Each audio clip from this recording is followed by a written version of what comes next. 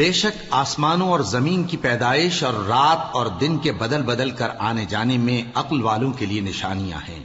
جو کھڑے اور بیٹھے اور لیٹے ہر حال میں اللہ کو یاد کرتے اور آسمان اور زمین کی پیدائش میں غور کرتے اور کہتے ہیں کہ اے پروردگار، تو نے اس کائنات کو بے فائدہ نہیں پیدا کیا، تو پاک ہے، تو قیامت کے دن ہمیں دوزخ کے عذاب سے بچائیو۔